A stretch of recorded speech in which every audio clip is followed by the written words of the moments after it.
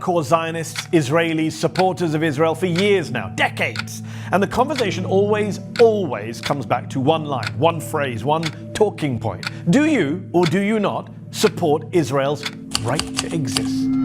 You've all heard that line before, right? It's the go-to move. If you don't support Israel's right to exist, you're an extremist, you're an anti-Semite, you want to wipe Israel and millions of Israeli Jews off the map. Even many critics of Israel are often left frantically conceding, yes, of course I support Israel's right to exist.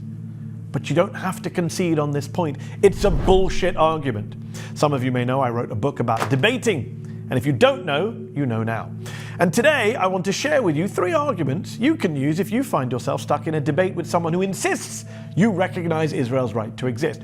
Here's how you debunk their argument. Time for a debunking. Number 1, right to exist where? Where? Where does this right to exist actually apply? Because Israel is the only country in the world that refuses to define its borders. So if you want me to recognize Israel's right to exist, does that right of Israel's extend into Gaza, the West Bank, the Golan Heights, East Jerusalem, all of which are considered illegally occupied territory under international law, and yet all of which are claimed by the current government of Israel as Israeli land? So, right to exist where? Number 2, what is this right to exist? Where does it come from? Because states don't have a right to exist. No such natural or legal right exists. People, individuals have a right to exist. Human beings have that right. Not states, not countries. States change their composition, their governing structures, their ideologies, their regimes, their borders all the time. They're not fixed for eternity. The USSR broke up into Russia and 14 other new states. Yugoslavia broke up into Serbia, Bosnia, Croatia, and the rest. Czechoslovakia split into Slovakia and the Czech Republic. What happened to the USSR's right to exist, or Yugoslavia's, or Czechoslovakia's? I mean, think about it. Does the UK have a right to exist? And if so, does that mean Scotland, for example, can never vote for independence? Would we say to Scots who voted in a referendum to be independent from the UK, sorry, you can't leave? That would be going against the UK's right to exist. Of course not. People have rights, not states. To be clear, there is no right for countries to exist, nor for countries to continue to exist. None whatsoever. And number 3, last but not least, if there is a right to exist, as they claim, does Palestine have a right to exist? Because last time I checked, Israel exists. As a matter of fact, it's a country with sovereignty. It's on the map with its undeclared borders. Over at the UN, it's Israel that's a full member state, not Palestine. And it's the US, by the way, blocking Palestine's right to exist at the UN as a full sovereign member state. The idea that in a world where Israel is genociding the Palestinians in Gaza, ethnically cleansing them in the West Bank, and blocking their legal right to return from refugee camps across the region, the idea that in that world, Israel's right to exist is the one we should be concerned about, and not Palestine's, is both ridiculous and, let's be honest, racist. But look, this entire discourse is clear propaganda by supporters of Israel. Have you ever heard this phrase used in any other context other than in the context of defending Israel? Do we talk about Belgium's right to exist, Luxembourg's right to exist, South Africa's right to exist? Of course we don't, because it's all demonstrable bullshit. So don't be cowed when the right to exist gotcha is thrown in your face. Don't be browbeaten or intimidated or guilted into giving Israel a pass. That's what they want, a pass. But this isn't about Israel's existence, it's about Israel's actions. Its apartheid practices, its endless war crimes, and yes, its ongoing genocide in Gaza.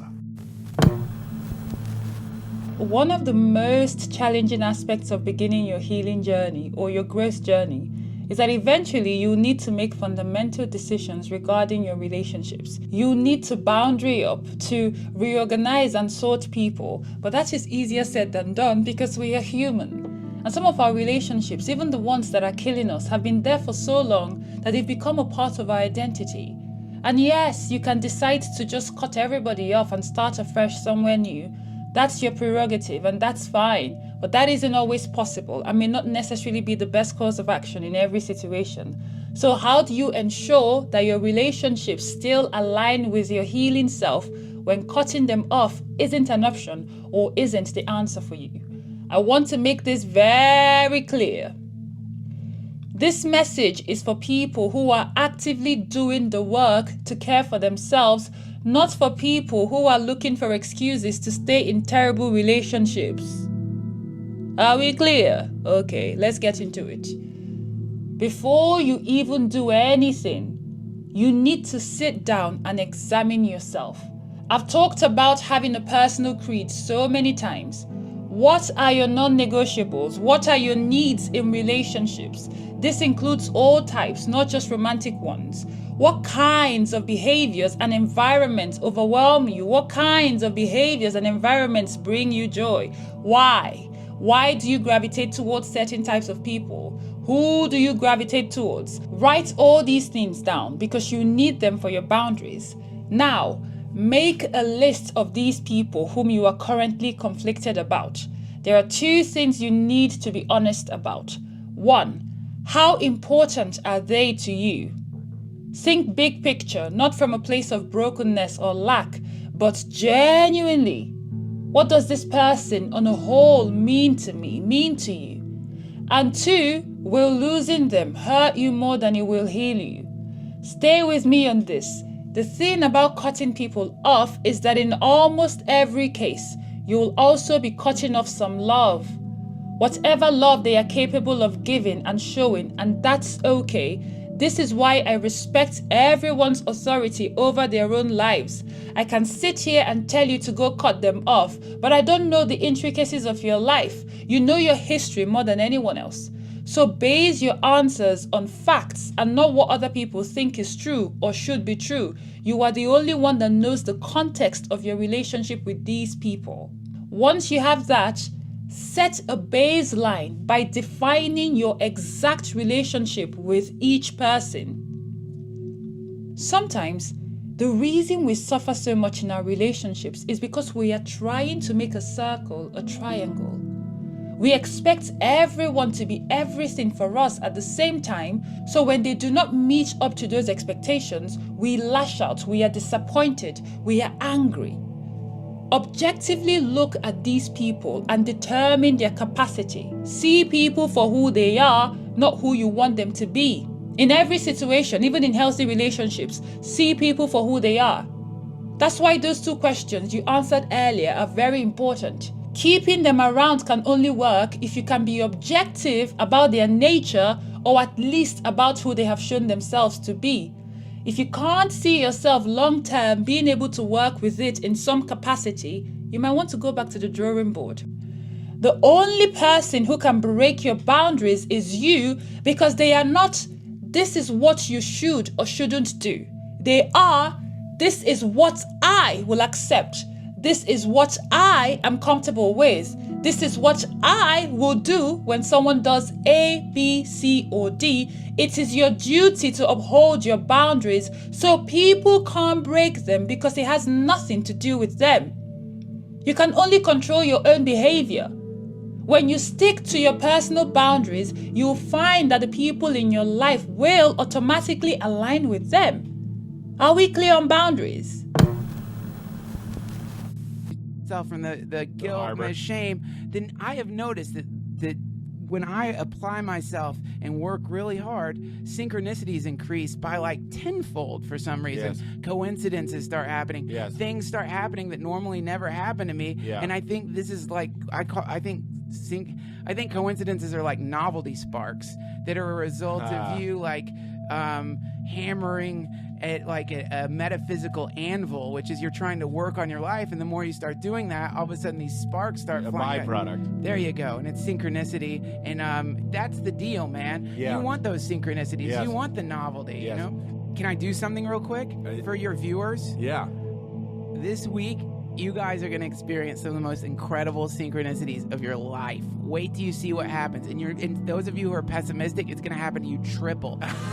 and you're not gonna like it, but you're gonna be forced to deal with it, and you're gonna wonder why it happened. You're gonna wonder. You're not gonna understand why it happened. You won't want it to happen. And I can tell you in my rudimentary understanding of why that shit happens. Do you want to hear why it happens? I loved your spark theory, but yes. So here's the idea, man. We're talking about your fucking nervous system is assembling infinite numbers of variables to form reality. That's what your nervous system does. So out of all this disharmony surrounding you, your eyes and your ears and your skin and your mouth, all of it is mechanisms through which the universe pours into your nervous system. Your nervous system transmutes that into the experience of reality. So this is an ultimate harmonizing effect. Your nervous system is taking infinite variables. A lot of them are getting shut out. A lot of them are getting completely closed out because it has to close them out. So basically what this assembly mechanism is, or what's really happening, is you are, when you look out into the universe, seeing a projection of your heart,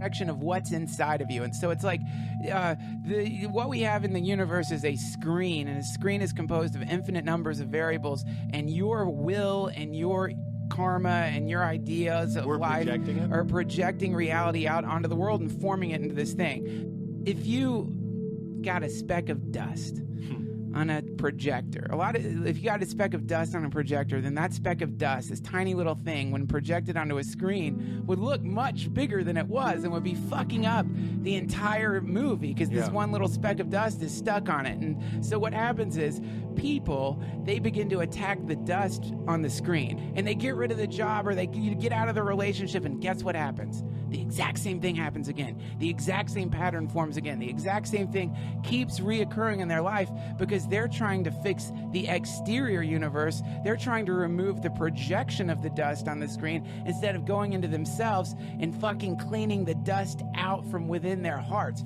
And the moment you start doing that, you see harmony everywhere, and that's what synchronicities are, and that's what harmony is. You're just seeing a projection of the harmony that innately exists inside of you. You are harmony. If you have a human body, which, if you don't have a human body and you're listening to that, call me. God, Jesus, all you are is harmony. You are the perfect. Right. You were saying if someone gave you the keys to your body, you'd die immediately. You couldn't do it. You couldn't regulate your heart, your lungs, your nerves, everything. No. It's too many things happening in perfect harmony. Perfect, pure synchronicity.